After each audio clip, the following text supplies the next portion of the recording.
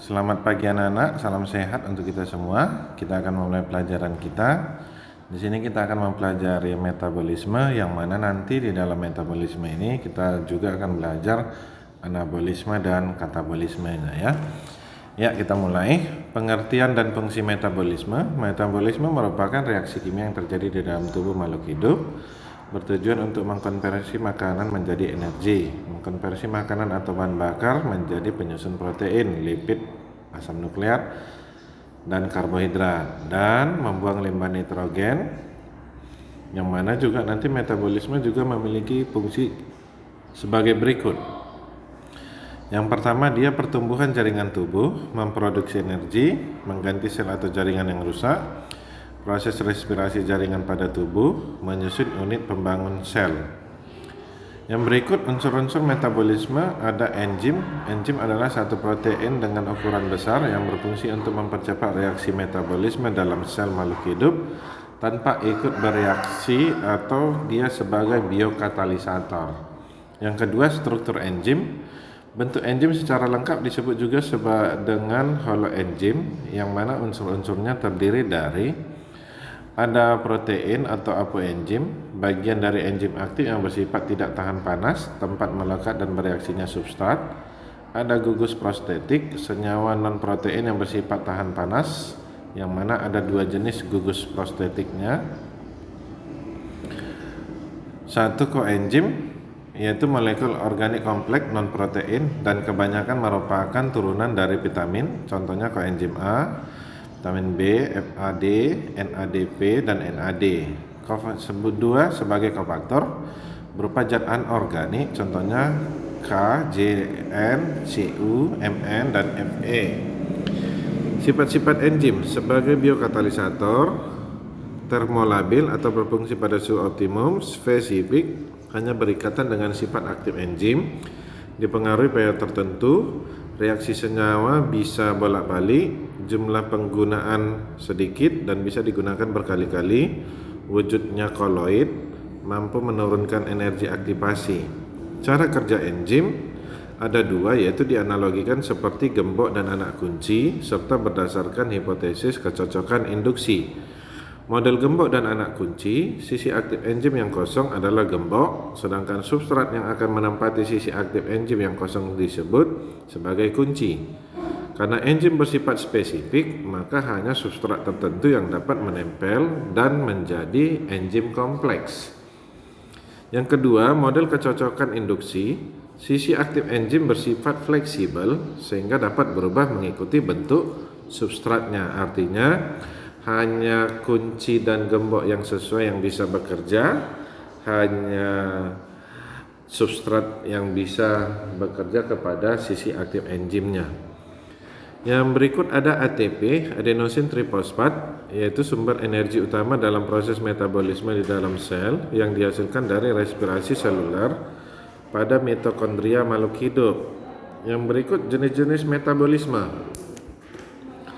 Jenis-jenis metabolisme ada katabolisme, yaitu menguraikan dan merombak senyawa kompleks menjadi sederhana. Jenis-jenis metabolisme yang pertama katabolisme, satu menguraikan atau merombak senyawa kompleks menjadi senyawa sederhana, menghasilkan energi dalam bentuk ATP. Faktor intern yang mempengaruhi katabolisme itu ada respirasi dan substrat respirasi, mempercepat proses katabolisme. Yang keempat, faktor ekstern yang mempengaruhi katabolisme. Yang pertama ada cahaya, itu bisa mempercepat proses katabolisme dengan batas optimumnya. Ada suhu, mempercepat proses katabolisme pada rentang 0 sampai 45 derajat. CO2 menurunkan laju reaksi, ada O2 mempercepat laju katabolisme, ada H2O menurunkan proses katabolisme dalam tubuh, ada senyawa kimia menghambat laju reaksi enzim, ada luka atau goresan, itu merangsang pembentukan kalus. Yang kelima, itu sebagai proses respirasi seluler dibagi menjadi dua, yaitu ada respirasi aerob, proses mengubah glukosa menjadi ATP, CO2 dan H2O. Jumlah ATP yang dihasilkan dalam respirasi aerob ada 38. Respirasi aerob memerlukan oksigen atau O2 dengan tahapan-tahapan sebagai berikut. Ada glikolisis. Ini tempatnya di sitoplasma, substratnya glukosa. Hasil 2 ATP, 2 NADP dan 2 asam piruvat.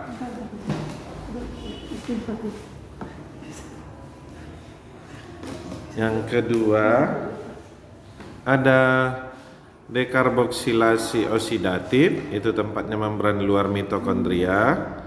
Ada substratnya itu asam piruvat. Hasilnya 2 CO2, 2 NADH dan 2 asetil koenzim A. Yang berikut ada siklus Krebs, itu tempatnya matriks mitokondria, substratnya asetil koenzim A. Hasilnya 4 CO2, 2 ATP, 6 NADH dan 2 FADH2. Yang keempat ada transport elektron, tempatnya krista mitokondria, substratnya NADH dan FADH, hasilnya H2O. Yang berikut tadi ada respirasi aerob, sekarang respirasi anaerob. Respirasi anaerob ini tidak memerlukan oksigen, contohnya adalah fermentasi alkohol, yaitu mengubah glukosa menjadi alkohol dengan bantuan jamur Saccharomyces, itu pada proses peragian. Yang kedua ada fermentasi asam laktat, mengubah glukosa menjadi asam laktat dalam sel otot pada saat tubuh kekurangan oksigen. Itu untuk katabolismenya.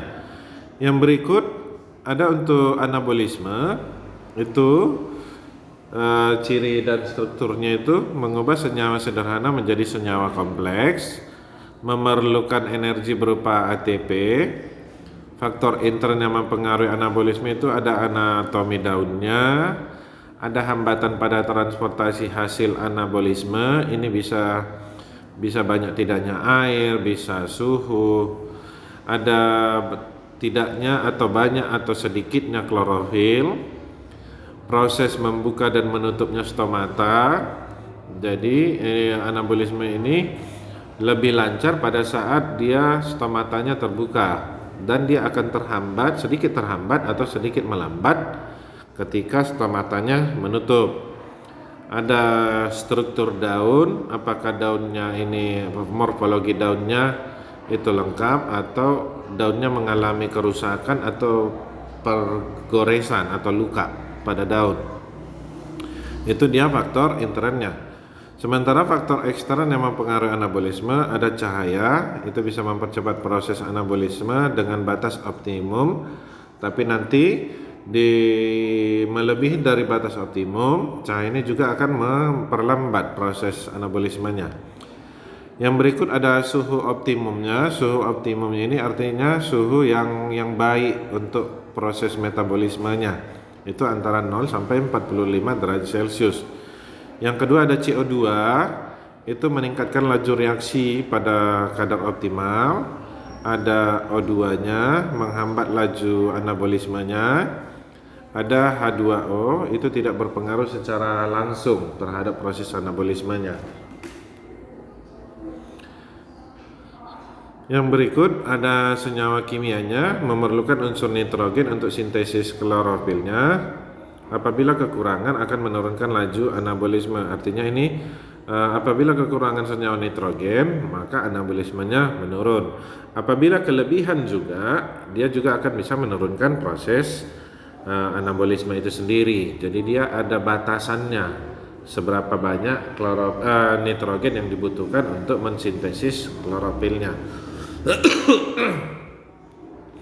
Proses anabolisme diantaranya yang pertama fotosintesis, itu proses mengubah senyawa anorganik yaitu karbohidrat dan air menjadi senyawa organik, menjadi glukosa dengan bantuan sinar matahari. Reaksi fotosintesisnya itu 6CO2 tambah 6H2O menjadi C6H12O6 tambah 6O2, yang mana tahapannya itu ada reaksi terang, Reaksi terang terjadi dalam tilakoid atau grana, tepatnya pada fotosistem 1 dan sistem 2 yang memiliki banyak pigmen pengumpul cahaya. Pada reaksi terang terjadi siklus siklik, itu menghasilkan ATP, dan non-siklik menghasilkan ATP, NADPH, dan oksigen. Itu untuk reaksi terangnya. Nanti digambar di modul sebelumnya itu ada proses reaksi terang dan reaksi gelapnya, boleh dilihat ini penjelasannya. Yang berikut ada reaksi gelap. Reaksi gelap adalah reaksi untuk mengubah karbon dioksida menjadi glukosa dengan bantuan ATP dan NADPH yang dihasilkan dari reaksi terang.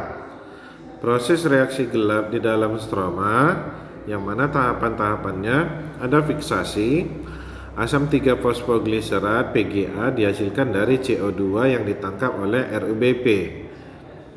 Reduksi PGA tadi mengalami fosfolisasi oleh ATP menjadi 1,3-difosfogliserat, kemudian direduksi oleh NADPH menjadi gliseraldehid 3-fosfat G3P. Yang berikut ada proses regenerasi. G3P diubah menjadi RUBP. Itu tadi untuk proses fotosintesisnya. Yang kedua, ada proses kemosintesis, yaitu proses sintesis senyawa organik dengan cara memecah senyawa kimia untuk menghasilkan energi. Kemosintesis dilakukan dengan bantuan beberapa bakteri untuk menghasilkan energi. Kemosintesis bakteri yang dibutuhkan bantuan bakterinya itu ada bakteri nitrit, itu Nitrosomonas dan Nitrosococcus, ada bakteri nitrat, ada Nitrobacter, ada bakteri besi, Thiobacillus peroxidan. Jadi prosesnya hanya sampai di kemosintesis. Baik anak-anak, demikian penjelasan materi kita untuk materi metabolisme yang ada di anabolisme dan katabolismenya. Sekian pelajaran kita hari ini. Tetap semangat belajar, jaga kesehatan, salam sehat.